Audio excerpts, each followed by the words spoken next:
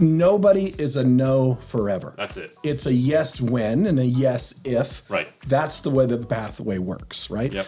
This is Las Vegas Real Estate Now with local real estate expert Harvey Blankfeld. I want to talk about busting some myths about buying a home or about borrowing money or getting involved bust with your a move. home. Let's see it. Let's talk about some myths that are out there, because I think that they become even more prominent when the market gets tight and interest rates rise. As fears rise. Oh, I can't Sure, do it. sure. I can't. Okay, let's start with the first one.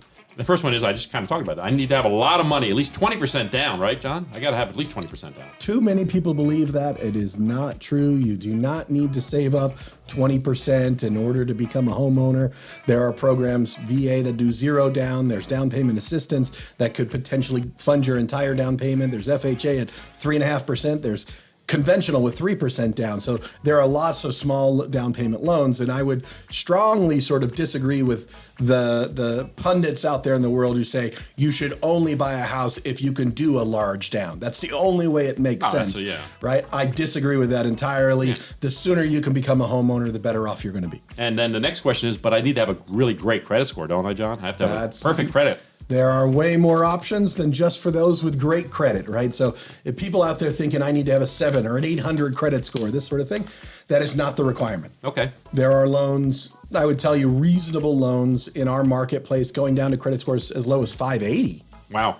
So while it's not ideal, you're probably going to pay a little more, but the loan does exist. So I have to be at but the work where I am, my job, I have to be there at least 2 years to. You don't need to be on your job for 2 years. That's that's a mistake there.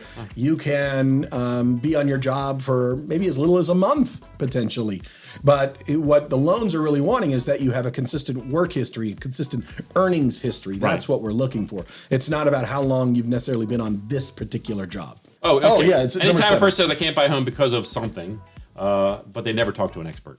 Right. The idea of people out there self-disqualifying is the largest mistake. Yeah. The single largest mistake, to where you think you know all the possibilities that exist in the world without being in this business, without being a mortgage expert, and you're going to self-disqualify yourself. So if somebody already met with a lender, not VA, but any kind of a loan, they went with a lender, they laid out a bunch of paperwork in front of the lender, and the lender said, yeah, no, you can't buy. Sorry, you don't qualify. Oh, yeah. They're done. That's over. They can never buy a home ever again. Don't expect to have one opinion be the holy grail for you and be the exact right answer. Getting a second opinion is extremely valuable, especially in my world where the mortgage industry has advanced in its technology, where people, it's almost treated like a light switch. Yes, you qualify. No, you don't. Right. And it leaves out all the subtlety of, yes, you qualify for what you're asking for if you do X and Y.